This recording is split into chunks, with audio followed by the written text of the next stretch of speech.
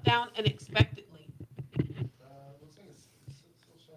Hi guys. Okay, so this is the behind the scenes, and of course, I'm having technical difficulties. Nothing surprised there, but I'm here. There you go. All right, you ready?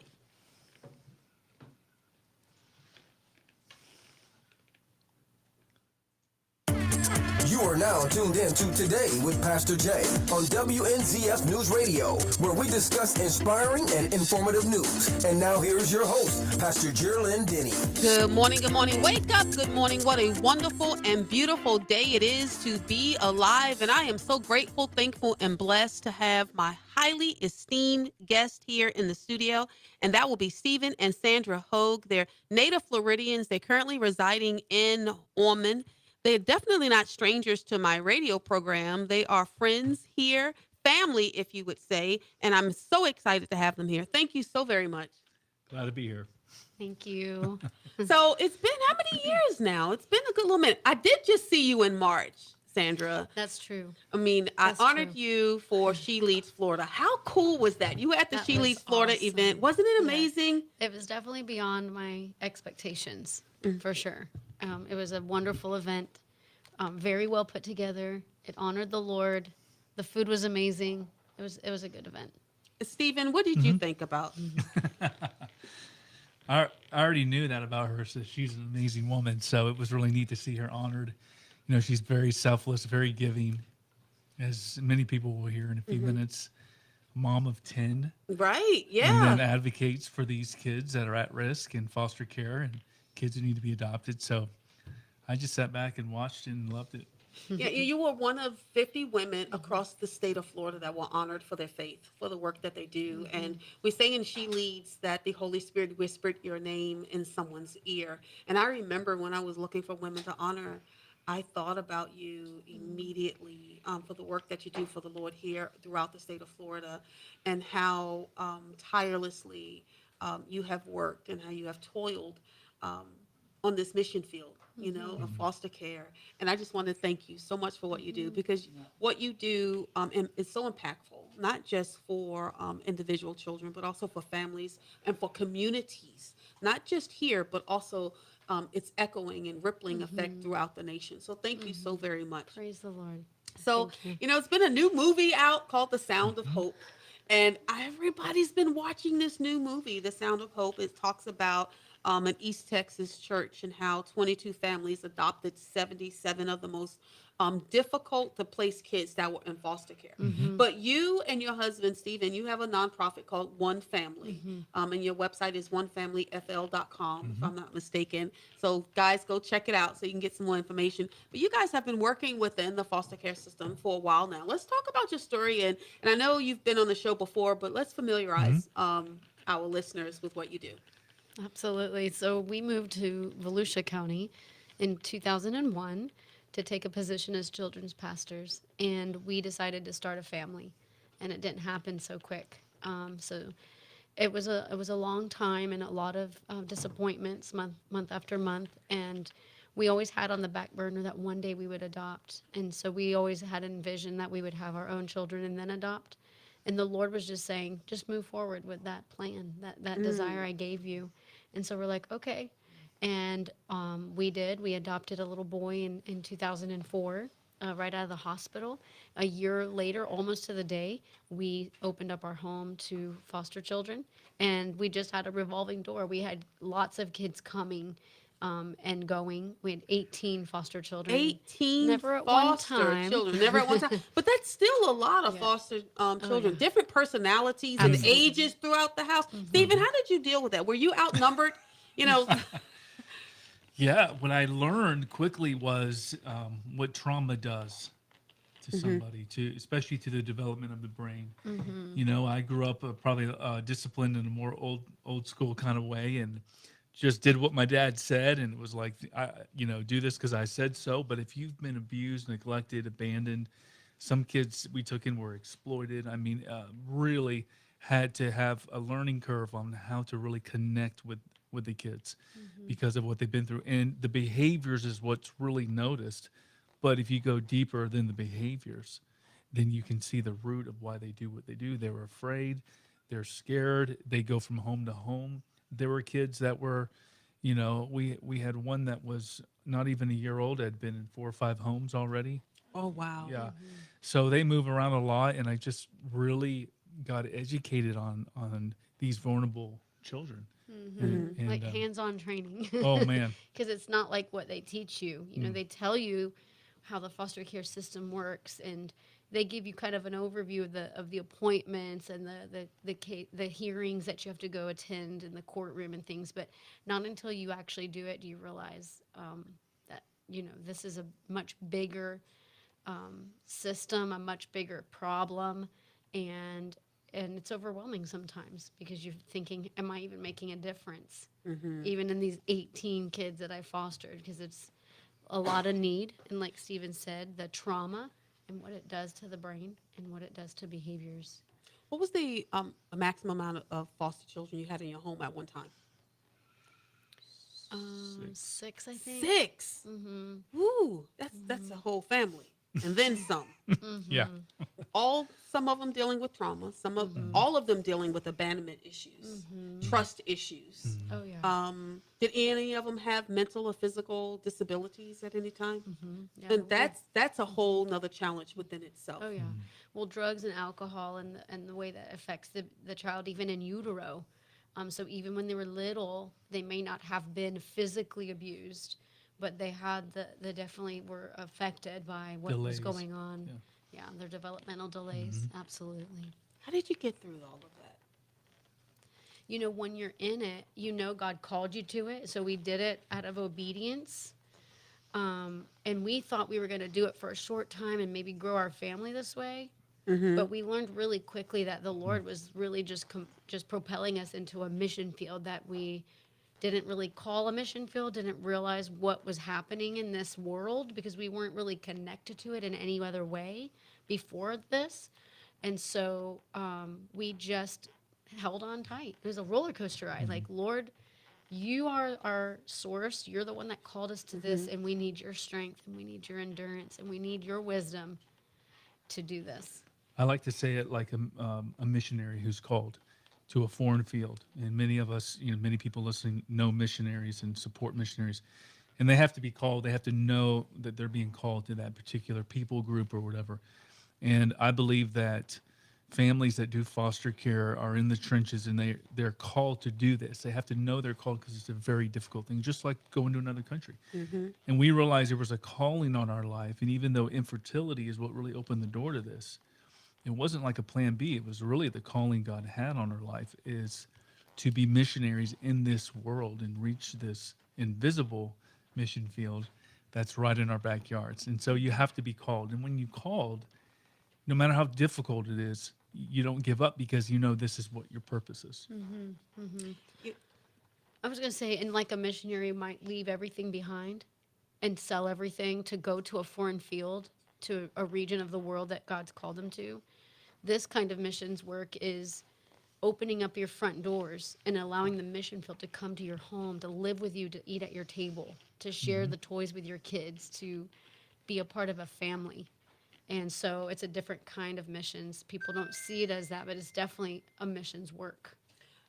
I've birthed 7 children, and I talk about that story and how also I'm post-abortive. I've had abortions and wasn't saved all my life, wasn't brought up in the church, and didn't know anything about how he purposed every child to be. And when you hear stories about women who have had abortions, knowing, and I know this is a personal issue for you, infertility, I would always tell people that didn't have children, whether they couldn't have them or decided not to have them, I said, the Lord has purposed every child. And I have no idea why he gave me all these kids, because I'm cuckoo for Cocoa Puffs. I'm cuckoo for Jesus, right? He obviously sees something in me, but he continued to bless my womb over and over again, even when I walked in disobedience. So now when I see, and trust me, I've had to mourn the loss of those children. I've had to grieve over how I just thought, oh, it's nothing but a fetus. Oh, it's nothing but tissue. It's more than that. And it's more than that because you have fostered so many children. You see how God has purposed each and every one of them. when I know, and I'm not getting political, but Amendment 4 is huge when you talk about all the way up to the time of birth, that you could just, and I'm going to say it, murder and kill a child and murder and kill the baby. And you have brought infants into your home right after birth. How do your heart break for that? And what do you say to those issues now? If there's someone right now that's either thinking about aborting a child or thinking about even voting for this, what can we say to them, or what do you have to say to them about how precious life is? Well, we believe that life begins at conception. And so no matter what point an abortion is to take place, it's still life. And it's a life that was made in God's image. And so we don't believe that there should be any abortion allowed at any point. And that every child has a purpose. And I believe that when when we've taken kids in that are tiny itty bitty, you just look at their little features and their eyes and their little nose, and you just can't even imagine that somebody would have the ability to even fathom taking a life of a child. And I would say to somebody who's considering it, would you do the selfless thing and decide to put your child up for adoption instead? And I know that that's a big, back and forth issue where women are like, well, I'm not carrying this child to give it away. Well, that's the selfless thing. You're giving your child life so that somebody else can care for that child and give that child a family. So there is another option. It's not just abortion or not, and Correct. or to keep. But how about somebody else who would love and nurture your baby and give that baby a home? And we look at kids that could have been aborted that we were able to adopt, and they have an incredible calling on their life and great giftings. And what where would they be? Our very first child, the biological mom found out she was pregnant, didn't want her family to know, so she hid that pregnancy. She hid it, and then when she was time to give birth, she gave birth. She signed the papers. She left, and she just kept it all under wraps. She didn't want anyone to know, but she couldn't abort it. And that young man just turned 20 a couple Oh, days ago. wow. How cool is And that? I'm thinking, I look at him and think, I would have never known him if she had done that, and no one would have ever known that she did that. But instead, it was like, it was like when Moses was put in that basket and sent down the river, and then Pharaoh's daughter, got him. Rescued. It's like putting that baby down the stream of adoption so he can have a life. Because Moses' mom knew that if she stays here, he's not going to have a good life, because they were killing all the male babies. And so it's a very similar thing happening. It's like that's the easy thing to do, but giving your child up like that. And I look at my kids and realize, wow, I mean, look at what God's already done and what he's going to do in their life. Every life is precious. And while you're talking, I'm just thinking, looking at Psalm 139, that we're fearfully and wonderfully made in his image. He put us together in our mother's womb. So it really grieves my heart when we don't value life. Amen. And for some reason, we can write that off when they're so little and so tiny. We can call them cells, clump of cells, and this and that, and fetus. That's not true. It's a life made in the image of God. Precious life. Yeah. All right, guys, don't go anywhere. Don't touch that dial. You are listening to Stay With That. Blah, blah, blah, blah, blah. That's why it's pre-recorded. Okay, ready? Go ahead. Thank you so very much for sharing that. Hey, guys, we got to take a break. Don't go anywhere. Don't touch that dial. You are listening to Stay with Pastor Jay.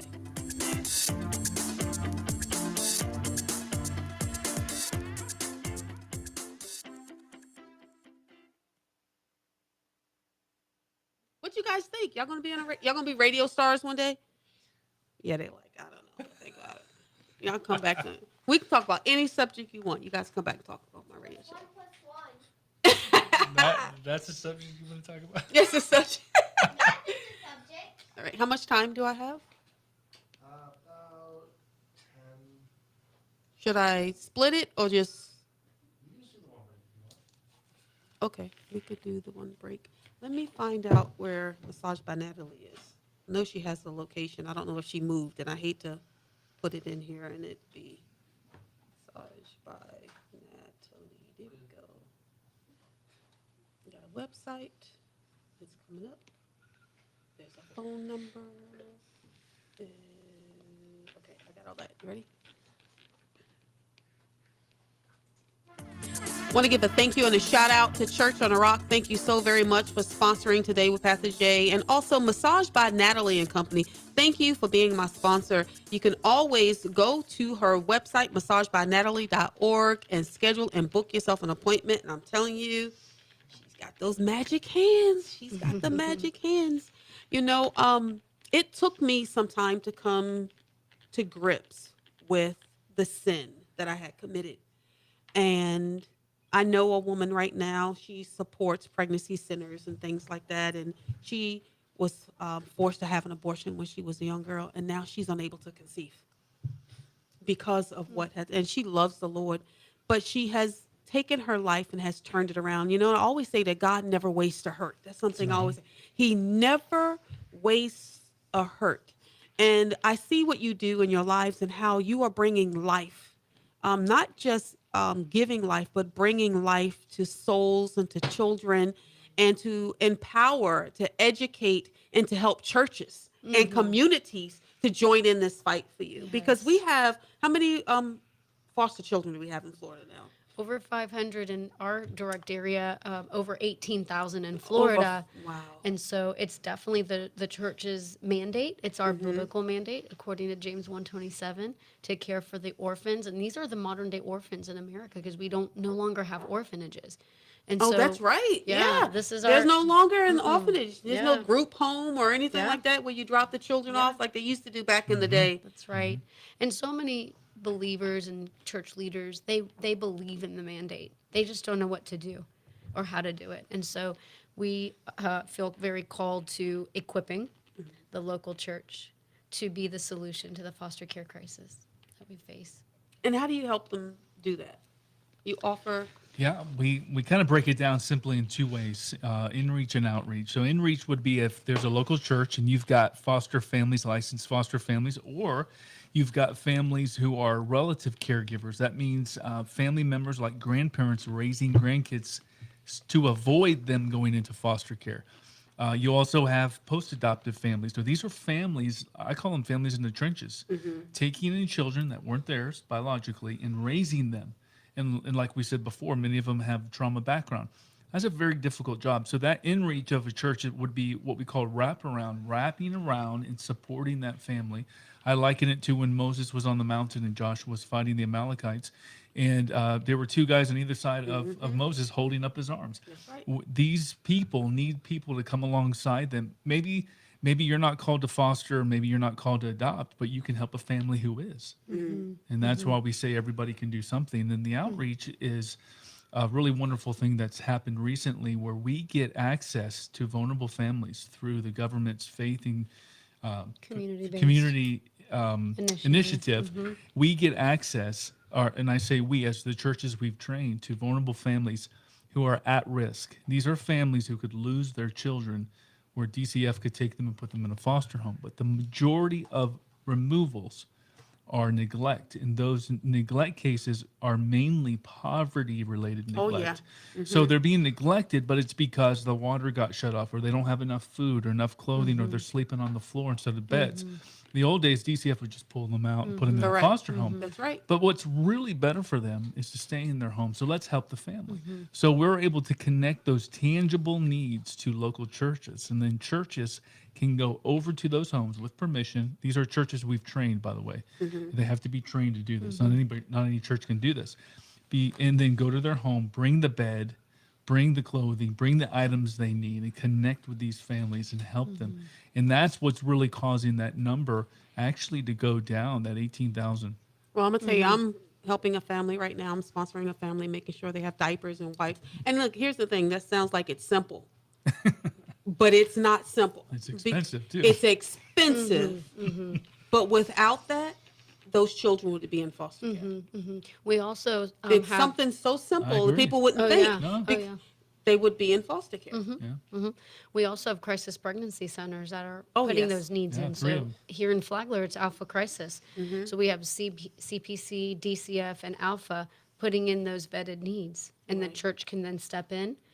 go to the home of that family, bring that tangible item, offer prayer, offer support, offer them to come back to their churches for those special events or on Sunday or kids ministry events, whatever it is, to get them connected to the family of God. And that's where change is going to happen. That's where the numbers are coming down when the church gets involved. And in Flagler, we only have 3 churches in the network. Oh, wow. We have over 20 in Volusia, so we're really trying to Get some bring churches some here more churches in, on board. in Flagler County. So those of you who are listening, if your church isn't part of this network, let them know, hey, there's something that you can do.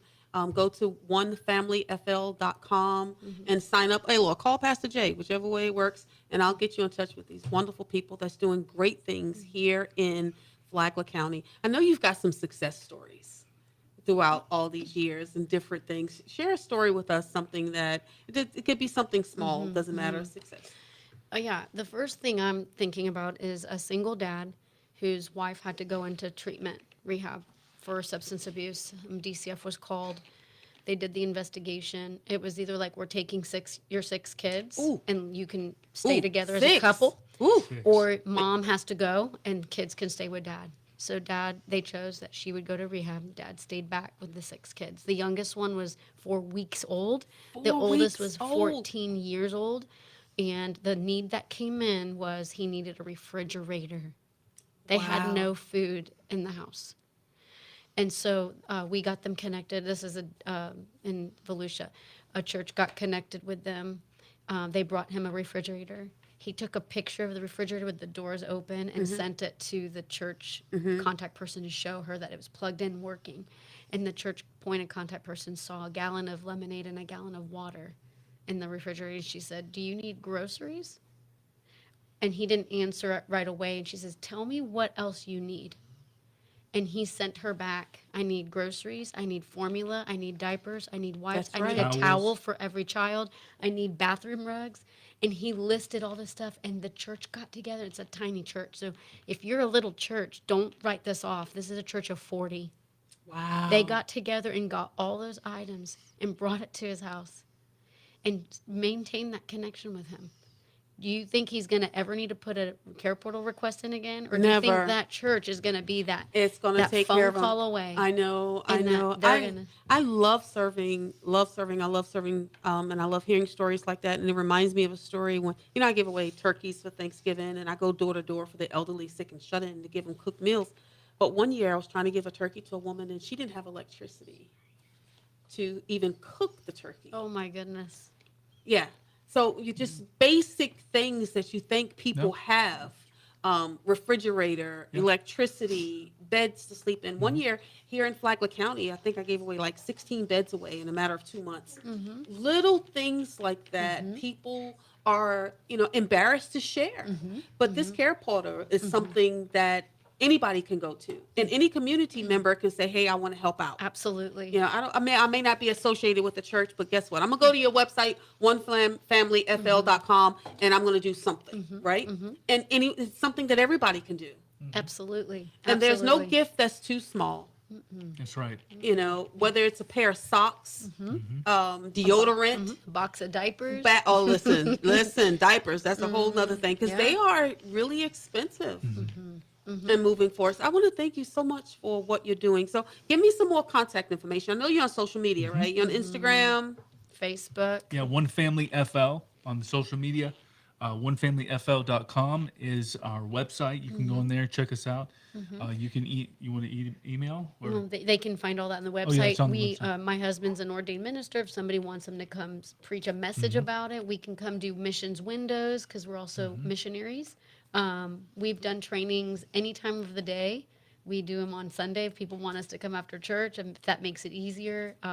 We're very Zoom. flexible, and we don't have any charge to any of our services. It's all the people. We just trust in the Lord that donors will give toward this missions work, and we make ourselves available. And there's no charge to use Care Portal. There's no. And how do they get to the care portal? If they want to sign up, they can go to our website and click on Care Portal as the resource, and they sign in their name of their church and enroll. Once they enroll, then I will contact them about training. Okay. All right. Thank you guys so Thank you. very much. And I appreciate you. All right, guys. You know what I say? Yesterday's gone. Tomorrow's not promised. What are you going to do today? Today, you're going to go to onefamilyfl.com and you're going to engage. You're going to be involved and you're going to activate your church, the community members around you, your neighborhood, everybody on the street. They're going to get involved. God bless you. Have a wonderful and great day.